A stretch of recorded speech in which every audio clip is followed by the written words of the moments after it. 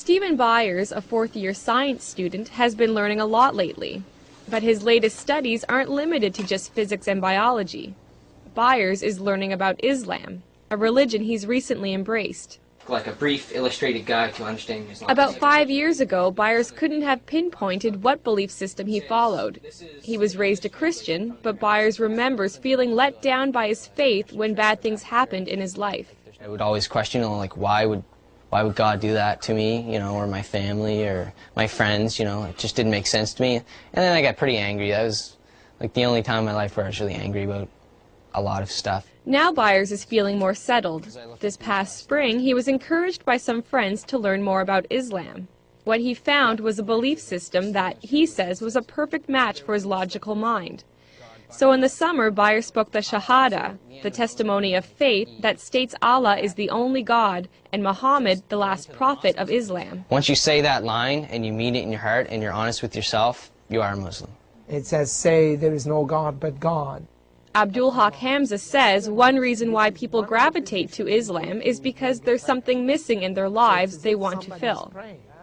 Hamza is a science professor at University of New Brunswick and also president of the Fredericton Islamic Association. He says Islam reminds people that they need to step away from the material world in order to find peace from within. Because Islam tells you you have to pray 5 times a day. So you have to disconnect yourself from that growing and fast-pacing life. The idea of peace is integral to Islam's message, a message that is twofold.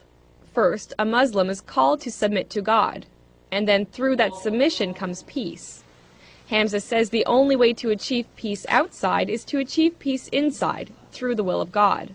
It's like a glowing piece of coal.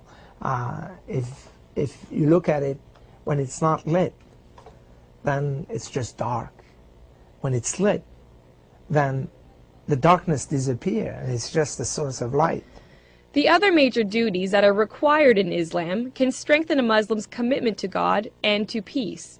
They include praying 5 times a day and reading Allah's Book of Revelations, the Quran, fasting in daylight hours during the lunar month of Ramadan, giving to charity, and, if you have the money, taking a pilgrimage to the holy city Mecca at least once in your life.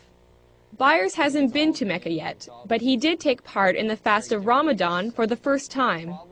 Not eating that period of the day teaches you discipline, and it just, I guess, knocks you down a step and makes you realize, what it is like for those people that can't eat. This was just one of many firsts for Byers, but he says that still it's been easy to adjust to this faith. That's because he feels the fundamental values of peace, charity, and goodwill were already a part of his character. So just coming into it, I guess, would be just changing from the way I was to knowing that's how I was. Maybe it was more of a coming to understand the way I am. Islam is what is with you all the time. You were born with it. It's, in Arabic we call it fitra. It's that which is part of you. They started walking the walk of Islam when they were ready for it.